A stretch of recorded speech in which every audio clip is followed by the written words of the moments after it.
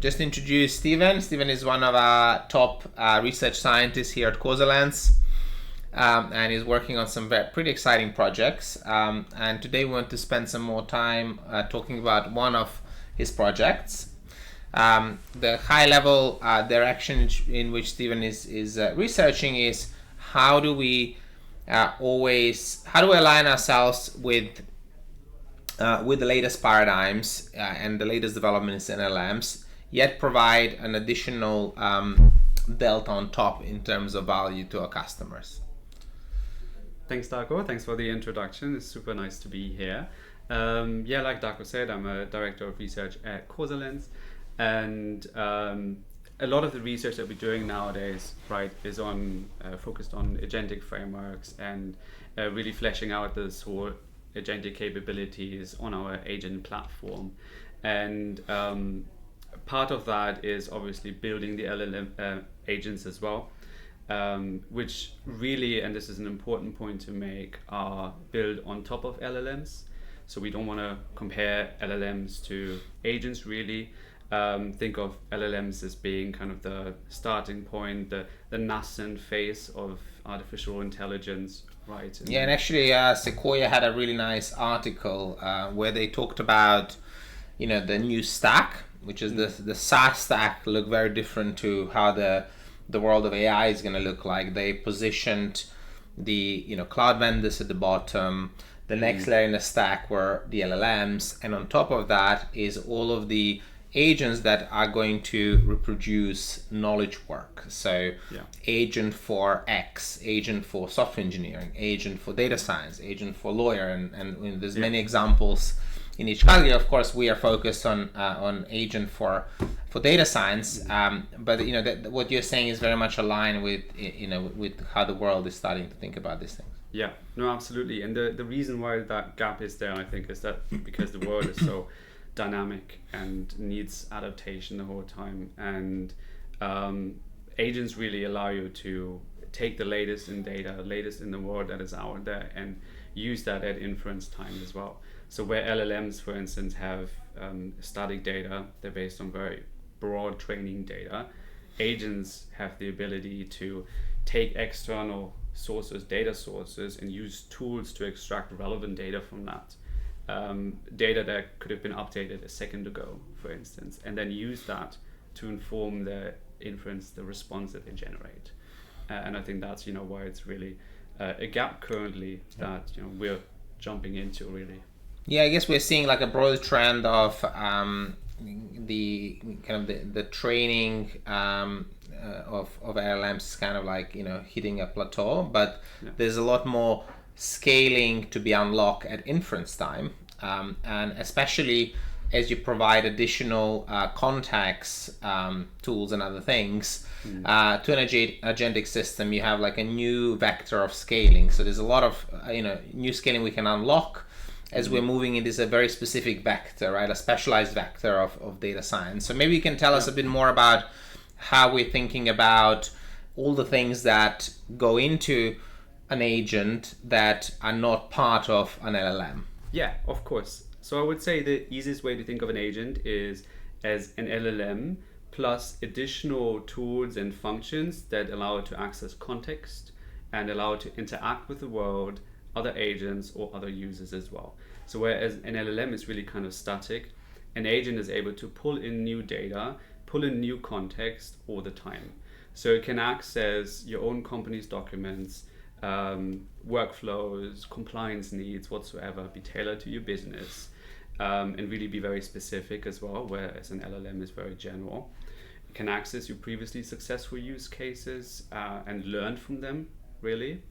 And it also has a native reasoning and logic layer most of the time that allows us to really perform iterative thinking process like a human would as well, which I think in data science is kind of critical. Yeah, and I guess that's why kind of building a product on top of the LLM is critical, because data science is kind of a very specific knowledge work. It requires specialized connections to potentially, to data lakes and databases to retrieve that data. Requires specialized tools for modeling that may or may not be available on the internet, on the open source, like as you know, we've developed some really cool tools around causal reasoning and other things that may not be available to the LLM anyway.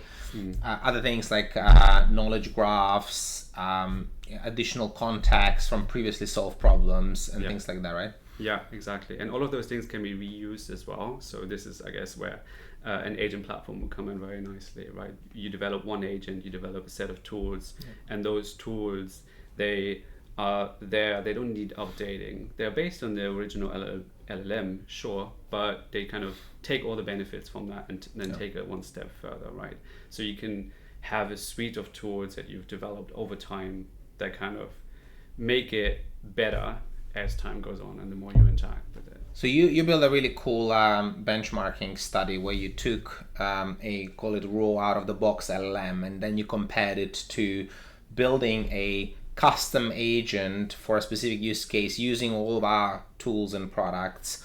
And you saw like a massive improvement in the trust and the performance of the specialized agent. Can you tell us a little bit more about that process? And also tell us, like, how do we make sure that as the LLMs are better, our technology is getting better, and we maintain that kind of delta between the out of the box? No, absolutely. Let me focus on that first part first. So we did a benchmarking study trying to assess and compare the performance of a custom agent that we helped a client in the financial services sector build. And we compared that agent to a standard generic GPT-4 LLM, essentially. And I'll come back to that later, but the critical part here is that our custom agent uses GPT-4 on the back end as well. So it's based on that. And that means all improvements we see must have been due to all the agentic features that we added, essentially. And we used our own agent evaluation framework to assess the performance of that across a variety of different dimensions, broadly divided into qualitative, quantitative metrics. And on the qualitative part, what we found is that the quality of responses of the agent, of the custom agent, are on average have a rating of 4.25 out of 5 compared to 3 out of 5 for the GPT-4 agent. And that difference is statistically significant, but that's a bit too musty. And that difference is huge, right? If you think about the gain, that's a 62.5% improvement over the GPT-4 agent simply by adding agentic features, by adding a bunch of tools and allowing it to have access to company documents and to proprietary data.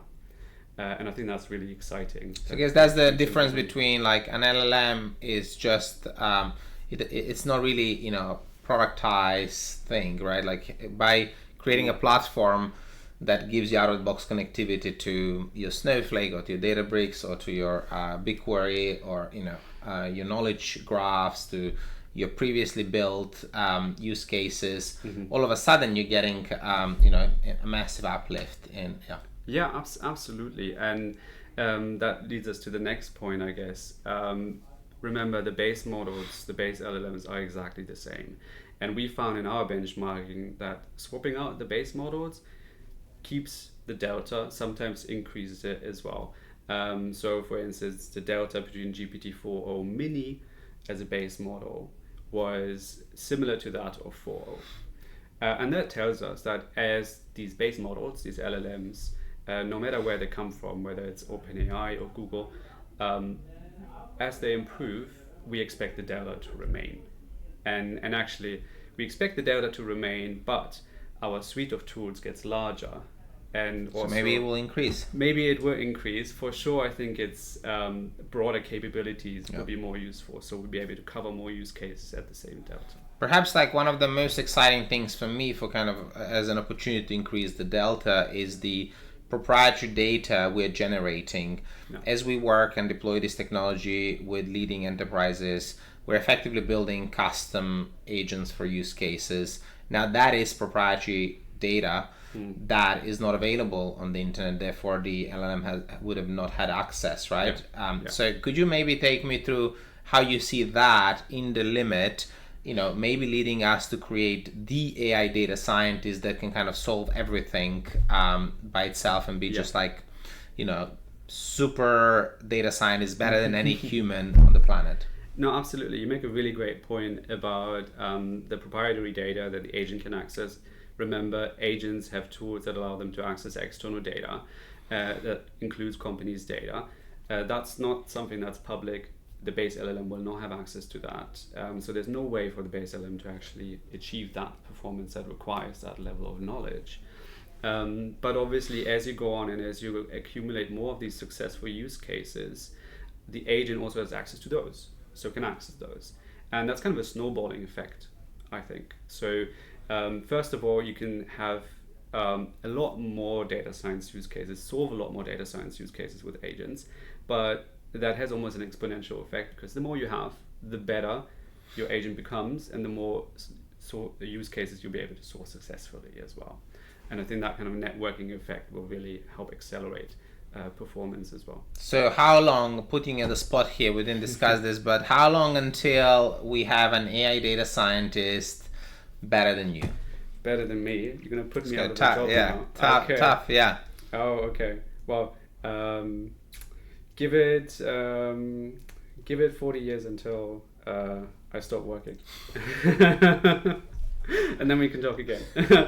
No, but for real, I think a couple of years and we're looking at AI data scientists that are really super performant and really up there in terms of taking some of the mundane work away and allowing you to really scale up the use cases that you solve as a company. And so then I imagine you as like the chief of staff of the AI data scientists, and maybe you're managing a couple of thousands of them. And I don't know, maybe like Stephen plus, a bunch of AI agents can manage like a large Fortune 100 enterprise all by yourself. That'd be very exciting, wouldn't it? Yeah. Yeah, so in summary, LLMs are certainly not agents, and they're certainly not able to fully replace a knowledge work for a particular field. But with agents and all of the the things that Stephen shared with us, they have, in addition to the LLM, we do have the opportunity to actually create something that fully replaces a particular knowledge work.